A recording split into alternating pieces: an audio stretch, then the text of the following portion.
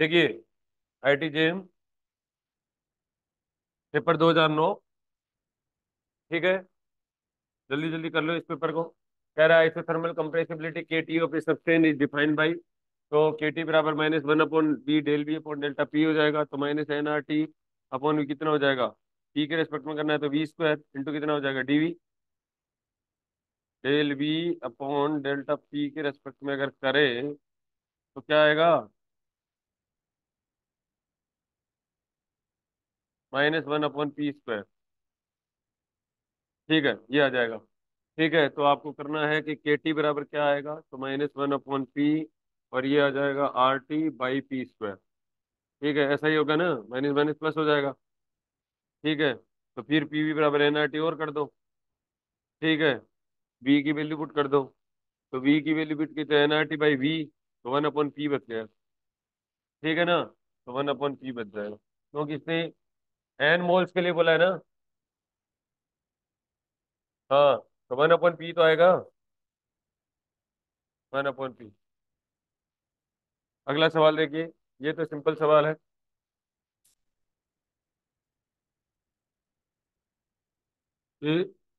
This pre-screw has a life support system that can only last only for 1000 hours. What minimum speed should be required for the safe travel for the crew between the two space stations separated by a fixed distance 1.02 into 10 raised to power 12 kilometre? ठीक है, तो delta T note का value कितना दे रखा है? देखिए, space crew has a life support system that can only last for 1000, तो delta T note का वैल्यू दे रखा है 1000 आवर्स। ठीक है, what minimum speed would be fixed between two space station separated by a fix distance of 1.08 into 10 की power कितना दे रखा है? 10 रेज़ टू पावर 12 दे रखा है, तो चाल बराबर दूरी पर टच में कर लो। ठीक है, तो टाइम बराबर कितना हो जाएगा? टाइम बराबर speed, speed equal to distance upon time. Distance कितनी दे रखी है? 1.08 किलोमीटर लो। ठीक है, और स्पीड कितनी हो जाएगी? वी ना। ठीक है, तो डेल्टा टी, तो वी बराबर क्या? टाइम। तो डेल्टा टी बराबर delta T naught under root of 1 minus B square upon C square कर दूं क्या? है? ठीक है, तो यही तो आएगा, कोई बोल ही नहीं रहा। हम्म।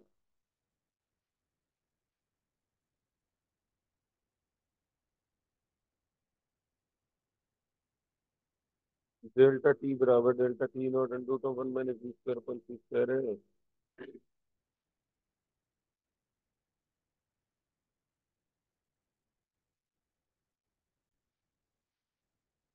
देखो यहाँ पर, देखो, ये लाइट वेलोसिटी से दे रखा है, इसलिए करना पड़ेगा आपको। देखो, टाइम बराबर क्या लिखा मैंने? डेल्टा टी बराबर ये किया मैंने। ठीक है, डेल्टा टी इक्वल टू आपका ये आ गया समथिंग कुछ, और डेल्टा टी बराबर कितना होता है? Delta T naught under root of 1 minus B square upon C square. यही तो है। ठीक है, तो बी का वैल्यू है, दोनों तरफ स्क्वायर कर दो, डेल्टा टी नॉट का वैल्यू है ही आपके पास में, और ये दोनों तरफ स्क्वायर करोगे तो बी का वैल्यू आ जाएगा। अरे बोलो, कभी सीधा मत कर देना, चार बराबर दूरी पर टच में सीधा कैसे करेगी? सीधा कैसे करेगी? सीधा तो सी से आ रखा है ना, सीधा मत कर देना, ये सीधे वो भी दे देंगे रिजल्ट। अगला देखिए, एन ऑसिलेटिंग, ये तो आपको आता ही है वैसे। ठीक है, देखो, अगर ये इस तरीके की इक्वेशन अगर आपको याद नहीं रहे तो याद कर लेना। ठीक है, V is a function of T बराबर आपको दे रखा है द डिस्प्लेसमेंट करंट। ठीक है, तो कर लो बी बराबर, कर लो B upon mu naught equal to J होता है ना, जे और प्लस जे डी। ठीक है, ये जे फ्री कंडक्शन करंट कह दो। जे डी बराबर कितना हो जाएगा? Del D upon delta T. ठीक है, तो एप्सिलॉन नॉट और E naught, E upon delta E T, और ई बराबर कितना कर दोगे? वी बाई डी कर दोगे ना, और जे डी बराबर आई डी अपॉन ए। बस, ये करना है। ठीक है, ये अच्छा सवाल आता ही है हर बार इनका सवाल। ठीक है ना, अगला देखो, अगला question, two spherical nuclei, mass number इतना, और 64 विथ रेडियई, तो आर बराबर आर नोट एक की पावर 1/3 हो जाएगा ना। आर बराबर आर नोट की पावर 1/3। ठीक है, इससे आ जाएगा आंसर। अगला क्वेश्चन देखिए, कह रहा है कि the Fourier series of the periodic function, Fourier series of the periodic function shown in the figure, which one of the following coefficient are non zero. कौन सा कोफिशिएंट नॉन जीरो होगा। ठीक है, तो ये इवन वेव फंक्शन है। अरे even wave function है, बीटा एन बराबर तो कितना हो जाएगा, जीरो हो जाएगा। अरे बीटा एन जीरो होगा ना। ठीक है, बीटा एन जीरो होगा, और alpha N not equal to zero होगा। होगा। ठीक है। और ओड एन और इवन एन वाला क्या चक्कर है।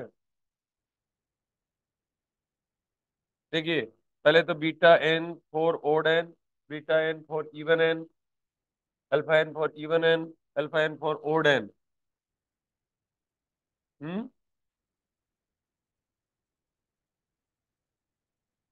क्या क्या करे, बोलो बोलो।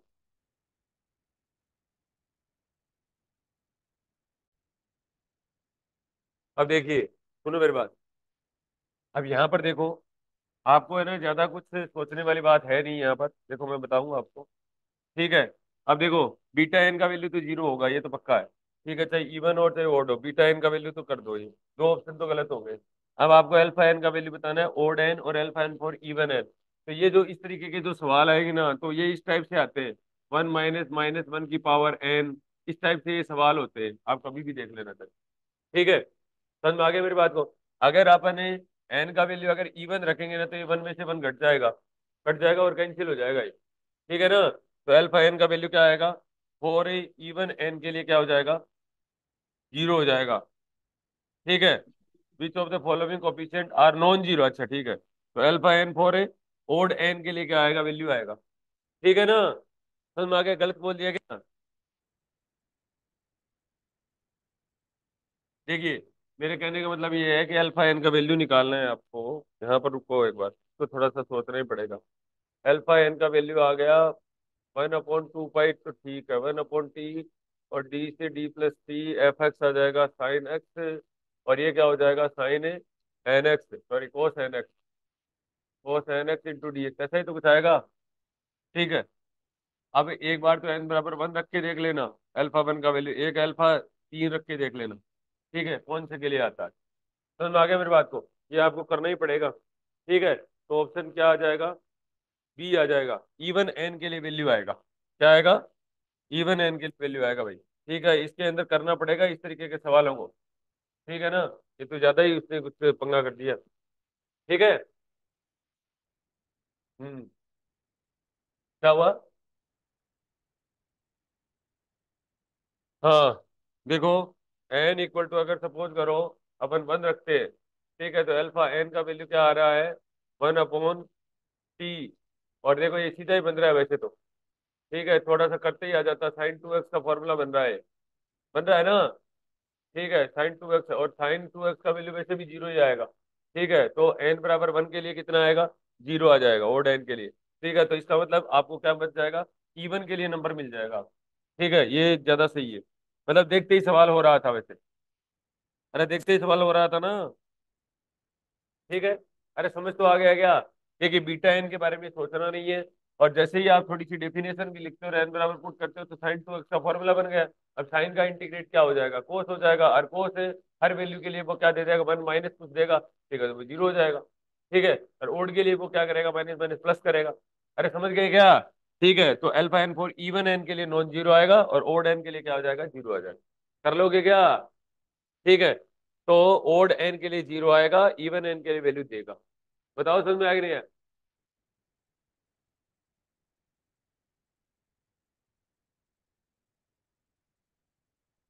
क्या करेगा।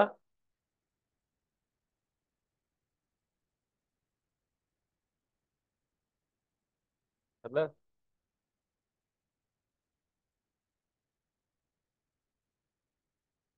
ऐसे नहीं है, साइन की वैल्यू के ऊपर मैटर करेगा ना, साइन की वैल्यू मैटर करेगी। ये इवन ओड का तो हो गया ना, अल्फा एन का वैल्यू आएगा इवन ओड से तो। अगला, अरे समझ में आ गया क्या? ये अच्छा सवाल है। अगला देखिए, ए particle is moving with A zero sum possible expression for its position velocity acceleration. ठीक है, सिलेंड्रिकल कोऑर्डिनेट सिस्टम के लिए, ये तो आपको सबको आता ही है वैसे तो। डी आई बराबर, स्फीयर के लिए, सिलेंडर के लिए पूछा है इन्होंने। ठीक है, तो डी आई बराबर कितना हो जाएगा, डी आर आर के, डी रो रो के, और रो डी फाइव फाइव के, रो डी फाइव फाइव के, और डी जेड जेड के, डी जेड जेड के। ऐसा ही कुछ पूछा है। ठीक है, अब क्या कह रहा है, पोजीशन वेक्टर आर वेक्टर। तो आर वेक्टर इक्वल टू कितना होता है, आर वेक्टर इक्वल टू रो रो के, रो फाइव फाइव के, रो जेड जेड के। ठीक है, ये तो ठीक है। और वेलोसिटी, वेलोसिटी क्या हो जाएगा, D I upon D T कर दो ना। ठीक है, D rho upon D T, D rho upon D T rho के, plus rho D phi upon D T. ठीक है, फाइव के, और plus D Z upon D T Z के। ठीक है, तो आप सिंपल दो चीज ही देख लो, ज्यादा तो सिंपल सी बात है, के अंदर कोई ज्यादा दिक्कत वाली बात थी नहीं। देखो यहाँ पर, ये तो गलत हो जाएगा, क्योंकि ये देखो इस तरीके का दे रखा है इन्होंने। अरे बोलो, और ये दिख रहा है। ठीक है, और पोजीशन वेक्टर पूछा है, पोजीशन वेक्टर तो ठीक है, ये गलत हो जाएगा। ठीक है, बी, वेलोसिटी और एक्सीलरेशन दे रखा क्या, ये में, आर बराबर ये, और बी बराबर rho D phi upon D Z, ये सही है। अरे ठीक है ना, आ गया क्या समझ में? अब यहाँ पर कोई दिक्कत है तो बताओ, अच्छा गलत कर दिया क्या मैंने? क्या कह रहे हो? एक मिनट रुको। A particle is moving in space with O as the origin. Some possible expression for its position, velocity, and acceleration. Profile are given below. Which one of these correct? देखिए, देखो, ये सवाल देखो, ये कह रहा है सिलेंड्रिकल कोऑर्डिनेट सिस्टम, तो बच्चों देखो, पोजीशन वेक्टर लिखना है अपने को। ठीक है, तो पोजीशन वेक्टर हो गया आर बराबर एक्स आई के, और वाई जे के, और जेड के पूछा है इससे। ठीक है, तो एक्स बराबर होता है रो कोस फाई, एक्स बराबर होता है रो कोस फाई, वाई बराबर होता है रो साइन फाई, सॉरी भाई। ठीक है, तो यहाँ पर आर वेक्टर बराबर आ गया रो, और ये आ गया कोस फाई आई के, और साइन फाई जे के। ठीक है, और ये प्लस जेड के, ऐसा आ गया। ये रो केप होता है, अपन बहुत बार कर चुके, अरे कर चुके हैं ना, रो रो के प्लस प्लस जेड के। ठीक है, तो इसका मतलब ये हो गया, पहला ही ऑप्शन हो, सी ऑप्शन से ही हो जाएगा ये। इतना कुछ ज्यादा करने की जरूरत नहीं है, सी ऑप्शन के साथ हो जाएगा। बाकी पोजीशन वेक्टर ये गलत है इसका, क्योंकि वो आई केप जे केप में होते हैं। ठीक है, तो ये गलत हो गया, ये गलत हो गया, बी गलत हो गया। ठीक है, डी गलत हो गया, तो सी ऑप्शन सही हो जाएगा। ठीक है, अरे बोलो, ये देखो इनका फेमस सवाल है ये। समझ में आ गया, रो के फाई के निकालते हैं, पोलर कोऑर्डिनेट सिस्टम का ही तो पार्ट होता है, जेड जेड के भी तो अक्स पे आया है। नहीं समझ में आया क्या?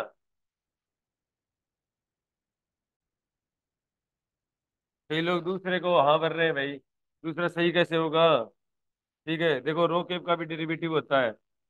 अगर ये टर्म, ये देखो ये टर्म सही है इसकी, बीच वाली टर्म तो सही है, एक तो ये गलत है इसकी, और एक ये गलत है। गलत कैसे है, एक्सीलरेशन डीवी अपॉन डी तो होता है, लेकिन वो भाई रो केप का भी करेगा डेरिवेटिव, इसका नहीं होगा क्या? रो केप का डेरिवेटिव क्यों नहीं होगा इसका?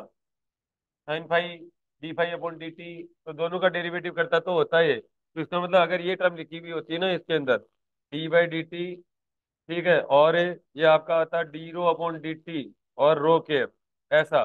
देखो D rho upon D T का भी होगा, रो केप का भी होगा।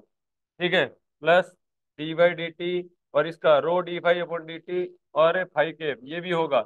अब कई बार क्या करते हैं, यूनिट वेक्टर का यहाँ पर लोग जीरो मान लेते हैं, जीरो नहीं होगा, ये ध्यान रखो। ठीक है, और plus D by D T, और डी जेड जेड कैप। और अदरवाइज अगर आपको डेरिवेटिव प्रॉब्लम हो ना, तो अपने वाले उससे किया करो। ठीक है, किससे किया करो, अपने, मैंने वो बताया था ना आपको एक बार, ये वाला, रेडियल फोर्स वगैरह वगैरह निकालना हो तो देखो, देखो सीधा आपने काइनेटिक एनर्जी रख लिया। देखो यहाँ पर काइनेटिक एनर्जी लिख लिया, half m, half m into rho dot square plus और rho square phi dot square और d z a sorry z dot a square, ये आ गया। ठीक है, और पोटेंशियल एनर्जी तो रहने तो कोई दिक्कत वाली बात ही नहीं है, डी बाई डी टी। ठीक है, और ये del T upon delta Q J dot और minus delta T upon delta Q J और equal to summation of F I की जगह सारा रख देना। ठीक है, और डॉट है delta R vector upon delta Q J, ये कर लेना। समझ में आ गया मेरी बात को? बड़ा सावधानी से करना सवालों को। ठीक है। अब जैसे एक बात बताओ, तू मैंने दूसरे ऑप्शन के ऊपर आई, जब तेरे ये दोनों ही ऑप्शन सही हो रहे हैं, ठीक है, तो इसका मतलब ये एक है ना, एक चीज ये भी देखा करो आप, जैसे ही सवाल करवा रहा है, अपना ये काम हो ही गया, अपना ये काम सही है ही। ठीक है, जब दो काम सही है तो तीसरे के साथ जा ही क्यों रहे हो? जब आपको दो चीज सही मिल गई तो आप क्यों जा रहे हो और वहां पर क्यों एक्सपेरिमेंट कर रहे हो? कुछ तो गलत होगा, तभी गलत हुआ होगा। सिंगल ऑप्शन ही तो है। गलत अब समझ में आ गया ना? ठीक है, अच्छे से कर लेना, ये गलती मत कर देना। ठीक है ना? और या ऐसे कर लिया करो, एक्सीलरेशन का ही अगर कोई लोचा फंसा दे तो।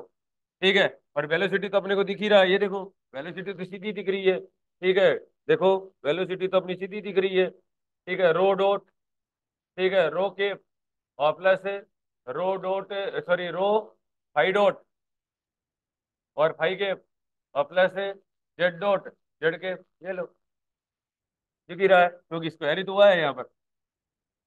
ध्यान से करना ऐसी चीजों को, क्योंकि ये देखो, आप टाइम भी दोगे, सवाल भी गलत करके आए तो डबल नुकसान होगा, ध्यान रखना ऐसी चीजों का। ठीक है ना? अब बताओ समझ में आया कि नहीं आया? और ये एक बार है ना, थोड़ा प्रैक्टिस कर ही लेना इन चीजों की। देखो, अच्छा सवाल था ये, मैं भी एक झटके में तो मार खा ही गया था। समझ में आ गया ना मेरी बात को? तो इसलिए थोड़ा ध्यान रखना। आप देखो, अब कई बार अपन गलती कर देते हैं, ये देखो, ये वाली गलती कर देते हैं। रो केप हाई केप और जेड केप कभी भी नहीं मिलेगा आपको, या आई केप जे केप के केप मिलेगा। ठीक है, और आपको पता ही है ये चेंज होते ही है, rho cap phi cap Z cap में चेंज होते हैं ना, आपको चेंज तो करने आते होंगे ना? ठीक है।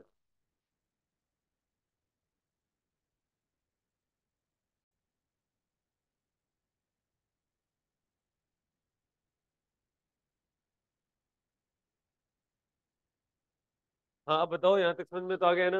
अच्छे से कर लेना। अगला कह रहा है, विच वन ऑफ द, अगला question, which one of the following is an incorrect Boolean expression. Incorrect पूछा है आपसे, क्या पूछा है? इनकरेक्ट पूछा है, तो कौन सा इनकरेक्ट है? सी ऑप्शन है क्या? तो देखो यहाँ पर, पी, ये तो कर लोगे, ये तो आसान चीजें हैं वैसे तो।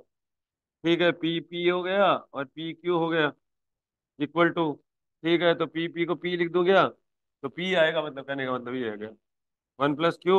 तो आंसर इसका पी आना चाहिए, तो जो कि क्या दे रखा है, क्यू दे रखा है। ठीक है, आंसर आ गया। ठीक है, अगला क्वेश्चन आपको कह रहा है,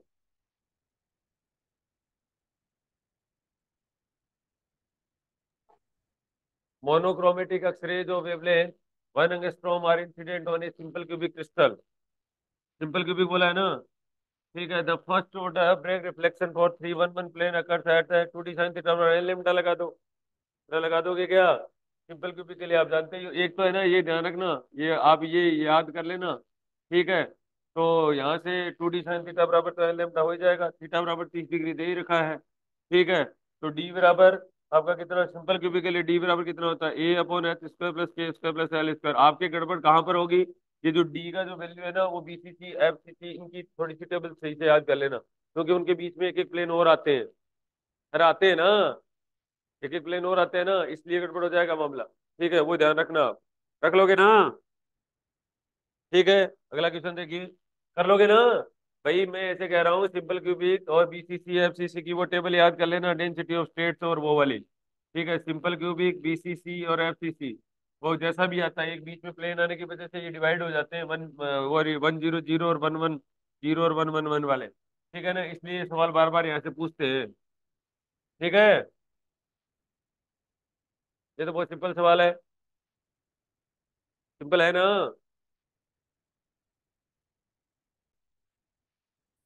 हाँ, देखो, एक चीज का ध्यान रखना, यहाँ पर कि जो फंक्शन ऑफ आर दे रखा है, what will be the total charge enclosed.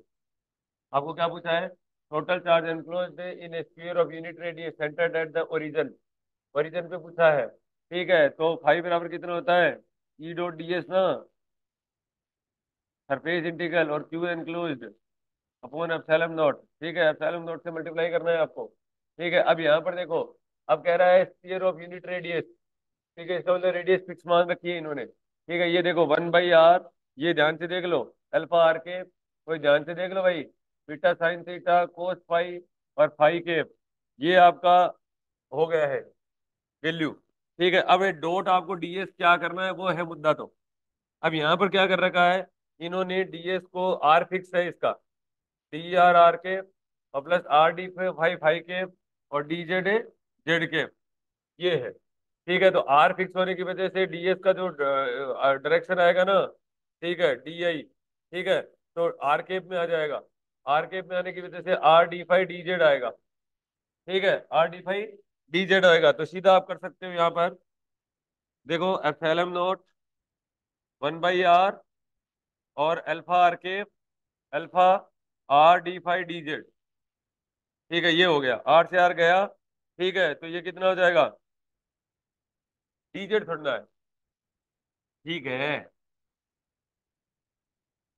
अब घनी राजनीति करते घूमते रहे। R sine theta d phi, यही होता ना, फाइव के, और प्लस है आर डी फाइव फाइव के क्या, और r sine theta d phi phi के। सर मैं ही भूल गया।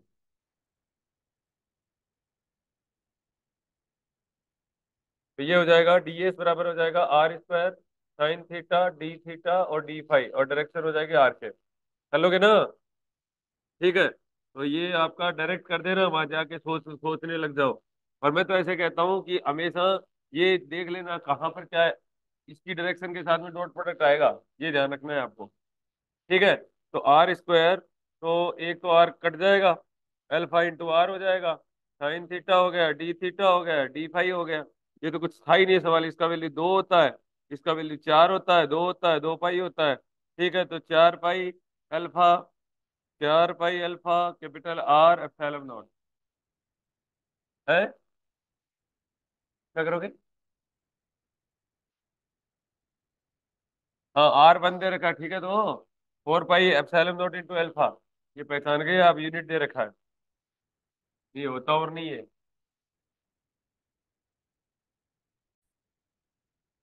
हाँ, ये और ही सही है। देखो तीन ऑप्शन में बीटा आ रहा है। ठीक है, बीटा वाली टर्म वैसे भी नहीं आएगी, हाई कैप का कोई रोल भी नहीं है। ठीक है, तो बीटा वैसे ही बीटा आ रहा है, ये कट जाएगा, ये कट जाएगा, ये कट जाएगा, ओनली अल्फा वाला आएगा। ठीक है ना। ठीक है, कर लो। मैं अपने यहाँ बता दूँ। देखिए, यहाँ पर आप इस तरीके के सवाल अगर कभी भी आ जाए ना, तो आप ऐसे ये सवाल देख लिया करो एक बार आप। जैसे देखो, आपका क्या है, ये एल लेंथ की रोड है। ठीक है, ये एल लेंथ की रोड है, सेंटर से मान लो आप। ठीक है, और इसका अपने को मोमेंट ऑफ इनर्शिया निकालना। और मैंने सपोज करो, ये तो पहले तो इस चीज के अबाउट निकालना था। तब तो आप जानते हो कि मोमेंट ऑफ इनर्शिया आई बराबर कितना होता है, एम एल स्क्वायर बाई 12 होता है। एम एल स्क्वायर बाई कितना होता है, 12 होता है ना। अब इसको मैं क्या कर देता हूँ, ठीक है, इस एक्सिस के अबाउट करता हूँ। देखो यहाँ पर सुनो ध्यान से, अब ये दो तीन सवाल एक बार यहाँ से देख लो। ठीक है, ये वाला है पार्ट, और ये मैं डिस्टेंस से डी एक्स कह देता हूँ। ठीक है, और ये दूरी में एक्स कह देता हूँ। अब मैं कह देता हूँ भाई इस एक्सिस के अबाउट निकालो आप। ठीक है, तो ये वाला क्या हो जाएगा, ये परपेंडिकुलर डिस्टेंस लेनी होती है, ये एंगल थीटा है आप। ठीक है, ये एंगल थीटा है, तो ये हो जाएगा अक्स से साइन थीटा हो जाएगा। ठीक है, इंटीग्रेशन, तो अब ये आपका डी आई क्या हो जाएगा, डी आई बराबर डी एम। ठीक है, डी एम बराबर D M into sine theta, X sine theta का स्क्वायर और का इंटीग्रेशन। ठीक है, तो ये लेमडा इंटू डी एक्स हो ही जाएगा, लेमडा इंटू डी एक्स अक्स साइन थीटा का स्क्वायर, और इंटीग्रेट माइनस एल से लेकर प्लस एल, जो भी है। ठीक है, या अगर टू एल लेंथ की है तो वैसे कोई दिक्कत नहीं है, एल लेंथ की है तो वैसे कोई दिक्कत नहीं, माइनस एल बाई टू से प्लस एल बाई टू अगर एल लेंथ की है। ऐसा कुछ है सवाल है, समझ रहे हो है मेरी बात। तो अब ये कितना आएगा, एम एल स्क्वायर बाई 12, और साइन स्क्वायर थीटा आएगा, आपको पता है ये बात। ठीक है, तो इन्होंने यही बात बोला है वैसे तो। अब देखो यहाँ पर इस एक्सिस के अबाउट बोला है, इसका मतलब जिस एक्सिस के अबाउट ये रोटेट करता है उसकी परपेंडिकुलर डिस्टेंस होती है ये। उसके क्या होती है? परपेंडिकुलर डिस्टेंस होती है। ठीक है, तो एल बराबर आई ओमेगा ले लो ना। एल बराबर आई ओमेगा ले लो। समझ में आ गया मेरी बात को? अब यहाँ पर आपको क्या लिखना है? सिंपल सी बात लिखनी है। ठीक है, और आई बराबर कितना होता है? आई बराबर एम आर स्क्वायर हो जाएगा। एम एल स्क्वायर इंटू कितना हो जाएगा? ओमेगा हो जाएगा। अरे बोलो। अब यहाँ पर कौन सा कंपोनेंट लेना है आपको? ठीक है, यहाँ पर जो आर है ना, ठीक है, जो अपन लेते हैं, देखो ये आ गया एल बराबर एल आई बराबर एम आर स्क्वायर लिखता हूँ मैं, m r square into omega लिख दिया। ठीक है, एम आर स्क्वायर इंटू कितना लिख दिया? ओमेगा। तो आर की जगह ये परपेंडिकुलर डिस्टेंस लिखनी होती है। आर की जगह क्या लिख दो? एल साइन थीटा लिख दो।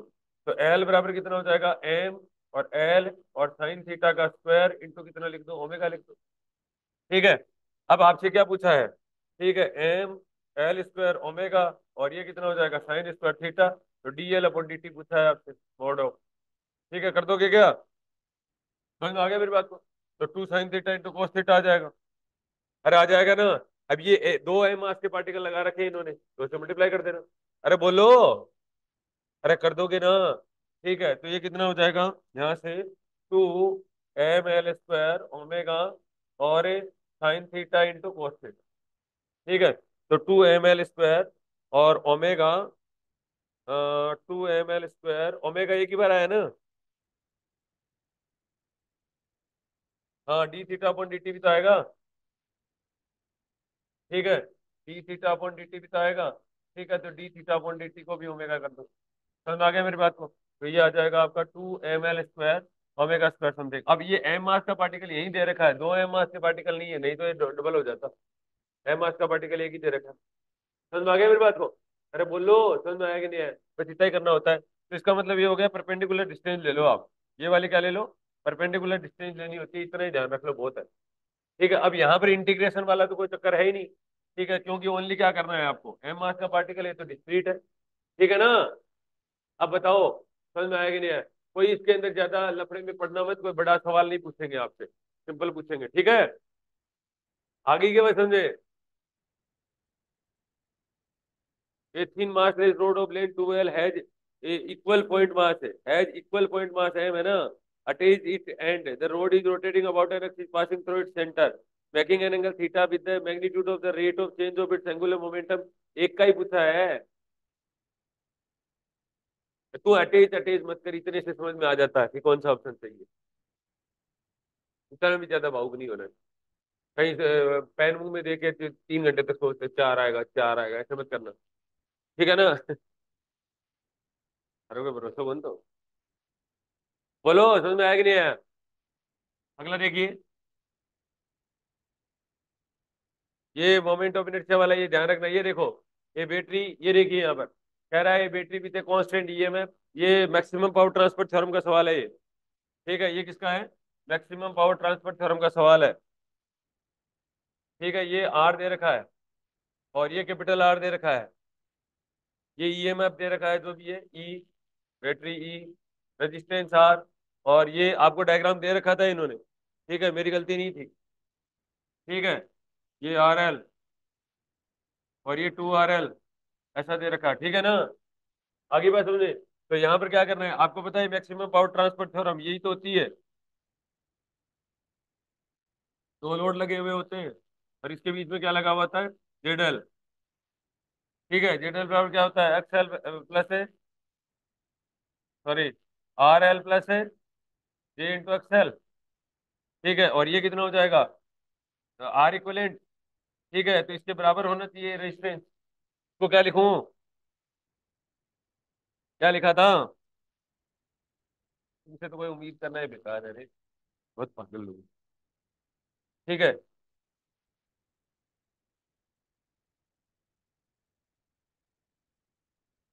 हाँ इसको लिख दो आप।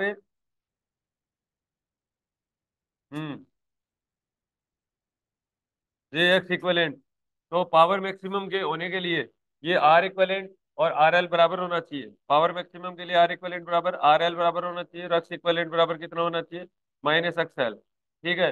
ये रिएक्टेंस है तो कैपेसिटी होना चाहिए, कैपेसिटी में तो वो रिएक्टेंस होना चाहिए। अब इन दोनों को पैरेलल कॉम्बिनेशन लेके इनको बराबर कर दो। पैरेलल कॉम्बिनेशन लेके क्या कर दोगे, बराबर कर दोगे। तो r l into two r l, ठीक है, two r l divided by r l plus two r l, और इक्वल टू स्मॉल आर के बराबर। आंसर आ गया, आ जाएगा ना। अरे बोलो भाई। ठीक है, तो पहला ही ऑप्शन आ जाएगा। समझ में आया कि नहीं आया बताओ। अरे समझ में आया कि नहीं आया। कोई बोल ही नहीं रहा, अरे समझ में नहीं आया क्या। ये समझ में आ गया ना। कभी भी मैक्सिमम पावर ट्रांसफर थ्योरम का जब भी कभी सवाल करो ना, तो ध्यान रख लेना कि हमेशा इस तरीके का सर्किट बनाना गलती मत कर देना। ये पहले इस तरीके का सवाल आता है। ठीक है। अब ये देखिए, ये बहुत अच्छा सवाल है। Among the following displacement time something, ये इस तरीके का एक सवाल दे रखा है। Which of the represent the overdamped oscillator. अब देखो इधर, इधर देखो, इधर देखो बच्चों, इधर देखो। ठीक है, ओवरडेम्प्ड, देखो देखने से ही पता चल रहा है ये अंडरडेम्प्ड का है। पूछो ये अंडरडेम्प्ड का क्यों है।